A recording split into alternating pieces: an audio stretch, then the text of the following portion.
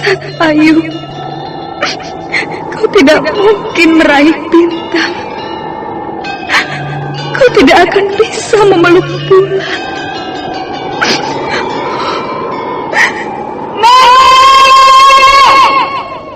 Nenek Raga Runting! Ayu! Ayu!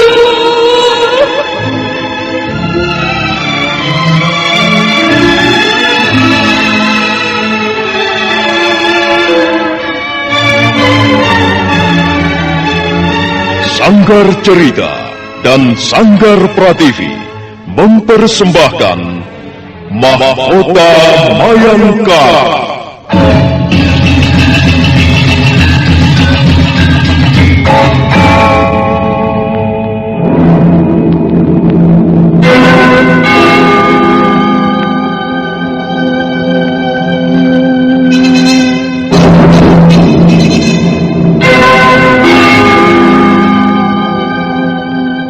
Cerita ini lanjutan dari Tutur Tinular.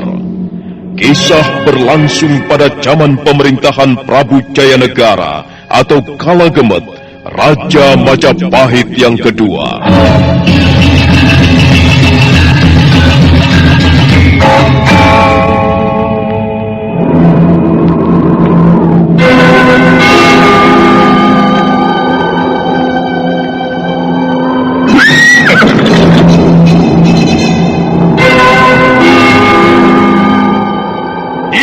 Lagi Raja Majapahit, akulah raja, akulah yang berkuasa. Ayo, obrak-abrik desa Ganding, tangkap Jayanegara, tangkap Jayanegara.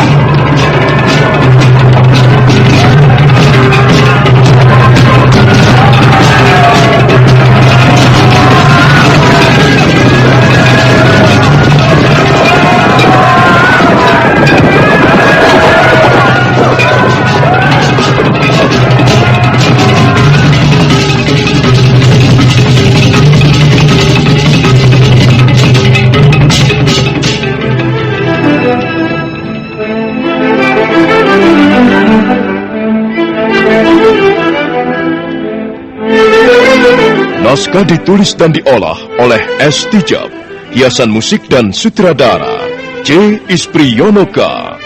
Kali ini mengetengahkan episode ke-9 dengan judul Cinta Membawa Maut.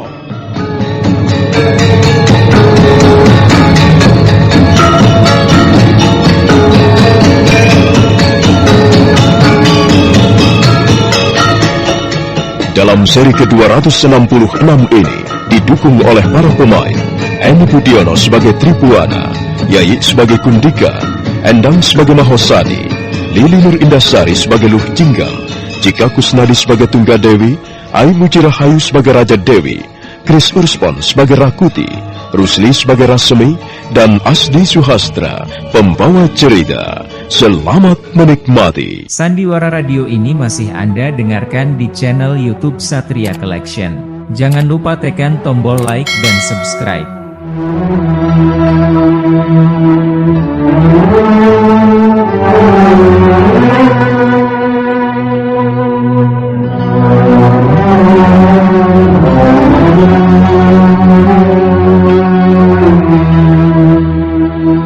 Ketika melompati dinding benteng Istana Kaputren, Rakuti kepergok beberapa orang prajurit ronda. Terjadilah pertarungan singkat. Rakuti dapat meloloskan diri. Beberapa orang prajurit ronda segera pergi ke Istana Kaputren untuk melaporkannya kepada Putri Tripuana. Pencuri? Ada pencuri berani masuk Istana Kaputren? Benar, Gusti Putri. Kami memergoki ketika pencuri itu melompati dinding benteng, Gusti. Iya, tapi kami gagal menangkapnya, Gusti Putri. Dia berhasil meloloskan diri melewati pintu gapura samping. Aneh sekali. Apa kalian tidak ada yang melihatnya? Kundika, Mahosadi, kalian tidak melihat pencuri itu? Ampun, Gusti Putri. Kami sudah tidur. Ya, Gusti Putri. Kami tidak melihat siapa-siapa. Kami terjaga ketika mendengar ribut-ribut di luar. Kau juga tidak melihatnya, Lu? Ampun Gusti Putri, hamba juga sudah tidur pulas. Hamba tidak melihat siapa-siapa. Wajahmu pucat, Lu. Ada apa? Tanganmu gemetaran? Tuan Rakuti, dia memang terlalu berani. Untung saja dia dapat meloloskan diri. Kalau sampai tertangkap, aku pasti akan terseret-seret. Lu, ada apa kau ini? Dengar, Lu. Gusti Putri bertanya kepadamu. Oh, ampun Gusti Putri. Hamba... Kau sakit? Wajahmu pucat? Iya Gusti Putri. Memang hamba agak kurang enak badan. Kalau begitu, kau harus istirahat. Cepat masuk ke ruangan bilikmu dan tidur. Dan kalian prajurit-prajurit, kalian dapat melihat sendiri. Tak ada siapa-siapa di sini. Mungkin pencuri itu memang hanya satu orang saja. Ingat prajurit, kalian harus memperketat penjagaan istana Kaputren ini. Jangan sampai ada lagi yang dapat masuk. Iya, Gusti Putri. Kami akan menambah jumlah prajurit yang jaga secukupnya, Gusti. Gusti Putri tidak usah khawatir. Kalau pencuri itu berani datang lagi, kami pasti akan bisa meringkusnya, Gusti.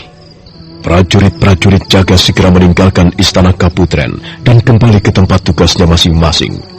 Putri Tripuana juga kembali ke ruangan peraduan. Sementara itu di Puri Manganti, nampak Putri Tunggadewi dan Putri Dyah Wiyat Sri Raja Dewi bercakap-cakap lirih. Ada pencuri memasuki istana Kaputren. Jangan-jangan Kakang Cakradara dan adik Kudamerta, Dinda. Belum tentu, Yunda. Kalau memang mereka yang datang, mereka pasti akan menemui kita. Kalau bukan Kakang Cakradara dan adik Kudamerta, lalu siapa? Ya, mana aku tahu, Yunda. Mungkin memang benar-benar pencuri. Dia sengaja masuk istana Kaputren untuk mengambil barang-barang yang berharga.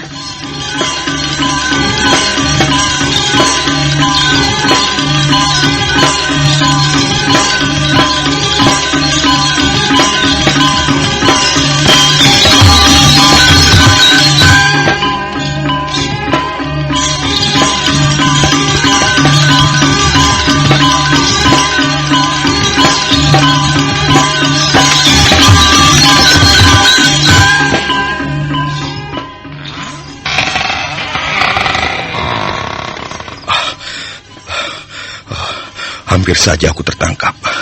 Aku terpaksa melukai salah seorang prajurit ronda itu. Kalau tidak, aku pasti akan tertangkap. Untung aku segera dapat meloloskan diri. Memang istana Kaputren dijaga dengan ketat sekali. Hampir setiap saat, prajurit-prajurit ronda berjalan mengitari Gapura. Tapi sekarang, aku tidak mempunyai persoalan lagi. Aku tidak perlu masuk istana Kaputren untuk menemui Luh Jinggan. Luh Jinggan, Nini Luh Jinggan. Sepertinya gadis itu juga menaruh perhatian kepadaku. Dia benar-benar mirip si Tangsu. Wajahnya, senyumnya, caranya bicara, caranya berjalan, hampir semuanya seperti si Tangsu. Sekarang aku benar-benar sudah merasa lega. Setiap 2 hari sekali aku akan menemuinya di pintu Gapura sesaji. Besok sore, pada saat matahari tenggelam, aku akan kembali berdekatan dengan Luh Jinggan.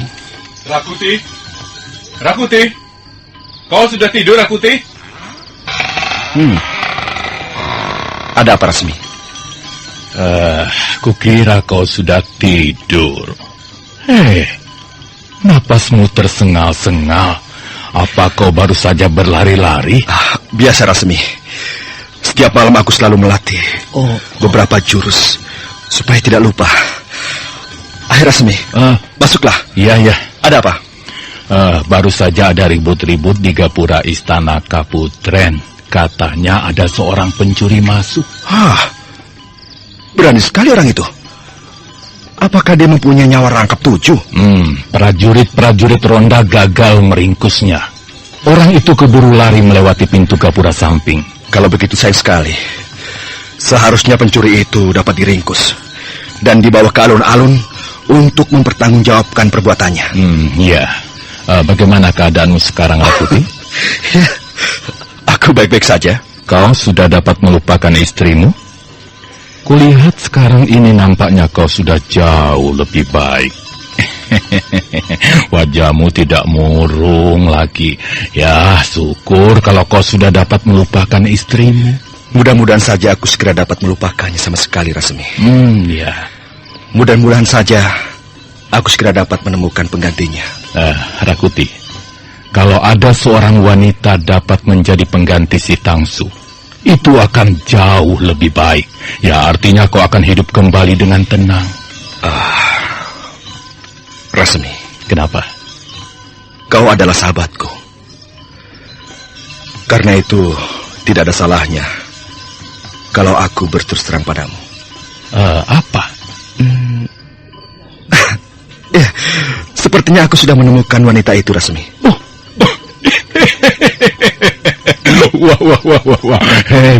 Hebat sekali. Kau termasuk orang yang beruntung, Rakuti. Lalu, siapa wanita itu? Siapa? Namanya Luh Jinggan. Luh Jinggan? Iya. Siapa dia? Siapa itu Luh Jinggan? Dia salah seorang dayang-dayang istana Keputren. Dayang-dayang istana Kaputren? Iya. Kalau begitu, akulah pencuri itu, Rasmi. Oh. Akulah pencuri yang berani masuk istana Keputren. Tapi aku tidak bermaksud mengganggu suasana istana Keputren. Aku datang hanya untuk menemui seorang gadis yang wajahnya mirip istriku, yang bernama Luh Jinggan. Gila. Apa kau sudah gila, Rakuti? Tidak, Rasmi. Oh, berani sekali kau Aku masuk. masih cukup waras. Oh, iya. Kenapa kau berani masuk ke istana Kaputren? Kalau sampai tertangkap kau akan celaka. Ya, mungkin kau akan memperoleh hukuman yang tidak terlalu berat. Tapi namamu itu akan jatuh, Rakuti. Dan namamu itu pasti akan segera dicoret dari daftar orang-orang kepercayaan Gusti Ramapati.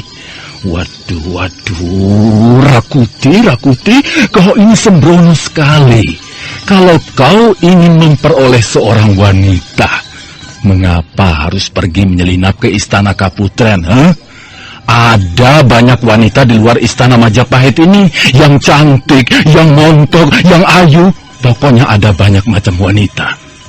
Kau tinggal mengambil salah seorang di antara mereka, Rakuti. Aku tidak bisa mengambil wanita sembarangan untuk menggantikan kedudukan istriku, Rasmi. Aku memilih Luh Jinggan karena Luh Jinggan mempunyai kemiripan dengan si Tangsu. Iya, tapi bahaya. Kau telah bermain-main dengan bahaya, Rakuti. Selama ini kau sudah bersusah payah memperoleh tempat di hati Gusti Ramapati. Apakah semua itu akan kau hancurkan hanya karena kau ingin bermain-main dengan seorang dayang-dayang?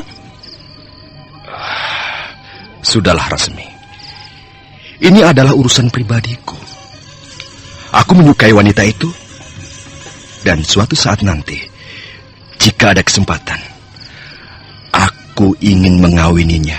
Rakuti, kau ini masih juga belum berubah. Sekalipun sudah menjadi penggawa kerajaan, kau tetap belum berubah, Rakuti. Kau masih senang meledak-ledak. Kau masih sukar mengendalikan diri. Ya. Tapi baiklah. Ini memang urusan pribadimu. Hanya kalau boleh aku menasihatkan, berhati-hatilah. Jangan kau sembrono. Apapun yang kau lakukan, jangan sampai kau mengorbankan pangkatmu sebagai penggawa kerajaan. Ingat itu, Rakuti, ingat. Keberhasilan itu susah diraih. Tapi mempertahankan keberhasilan jauh lebih susah lagi. Sandiwara Radio ini masih Anda dengarkan di channel YouTube Satria Collection. Jangan lupa tekan tombol like dan subscribe.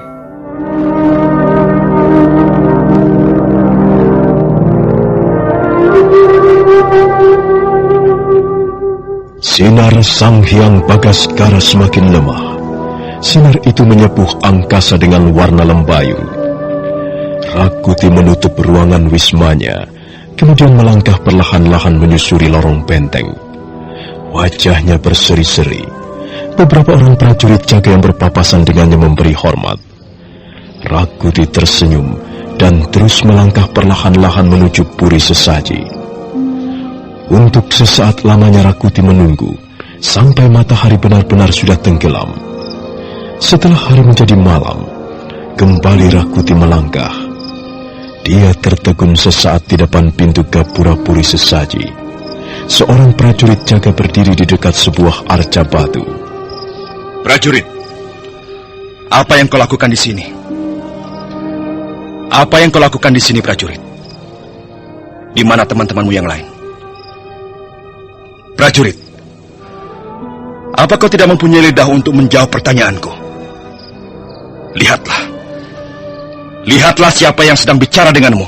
Selamat malam, Tuan Rakuti.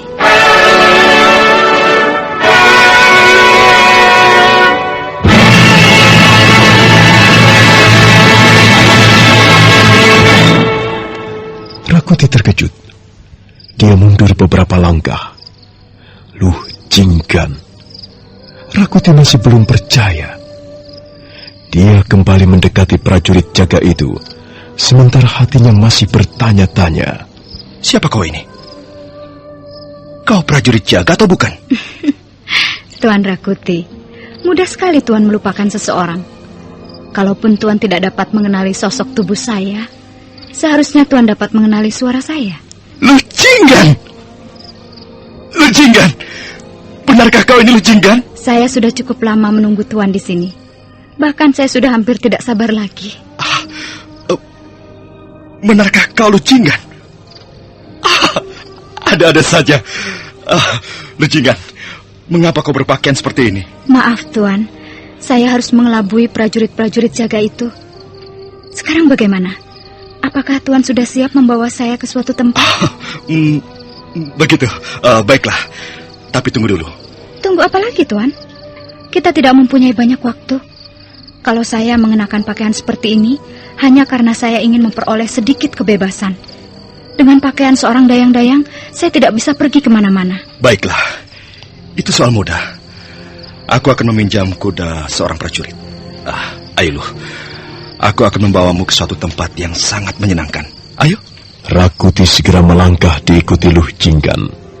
Begitu sampai di depan pintu gapura belakang, beberapa orang prajurit menghampiri mereka.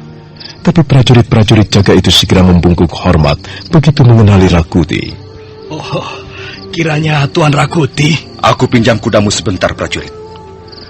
Aku akan memeriksa suasana di sekitar istana ini dengan seorang kawanku. Oh, silakan Tuan. Silakan Tuan. Silakan pilih sendiri kuda yang mana yang Tuan kehendaki. Nampaknya kuda ini cukup tangguh. Prajurit, aku pinjam dulu. Nanti kau boleh mengambilnya ke wismaku.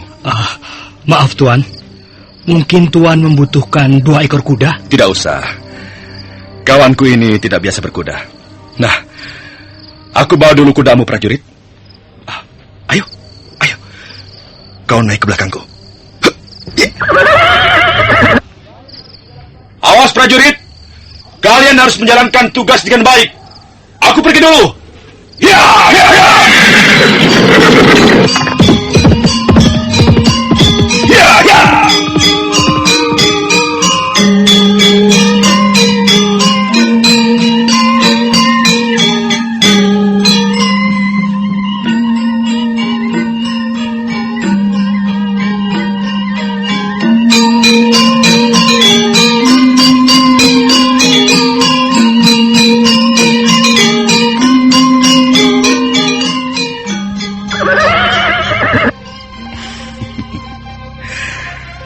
Lihat Lu, bukankah tempat ini cukup nyaman untuk berbincang-bincang? Saya kira begitu Tuan. Saya tidak pernah tahu keadaan di luar. Selama ini saya hampir tidak pernah meninggalkan istana Kaputren. Oh ya? Lu Jinggan, kau senang menjadi dayang-dayang? Itu sudah pekerjaan saya Tuan.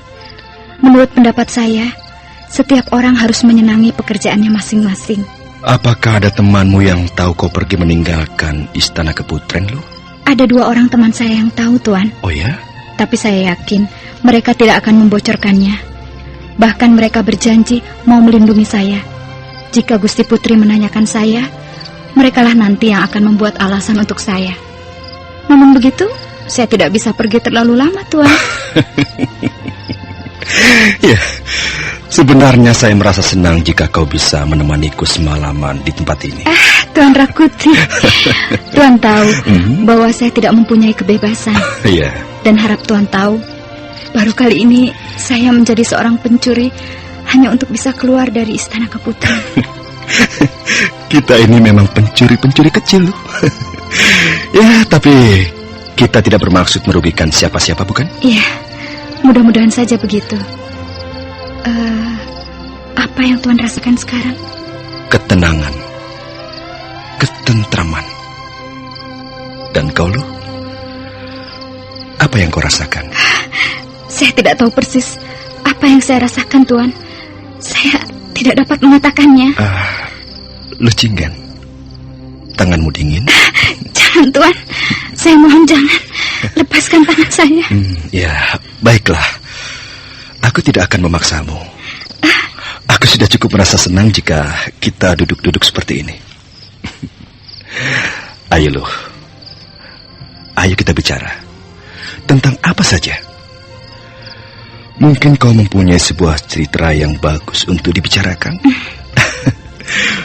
Mungkin kau mempunyai pengalaman-pengalaman yang indah di masa lalu. Ayo, Lu. Tuhan saja yang bercerita. Biarlah saya mendengarkan. Sandiwara Radio ini masih Anda dengarkan di channel YouTube Satria Collection. Jangan lupa tekan tombol like dan subscribe.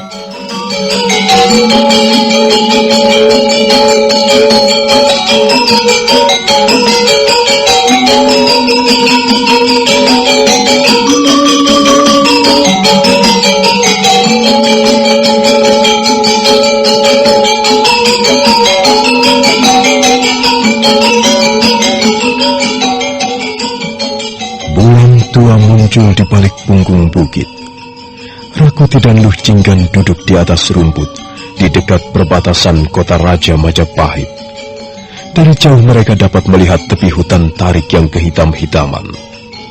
Nah, saudara pendengar, bagaimanakah kisah selanjutnya? Silakan menunggu seri berikutnya. Sampai jumpa.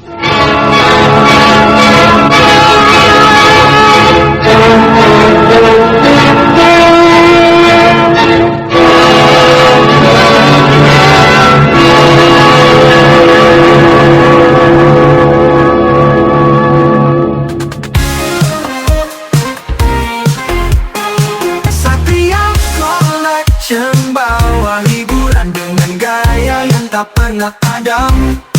Jangan ragu, klik subscribe. Jadikan harimu lebih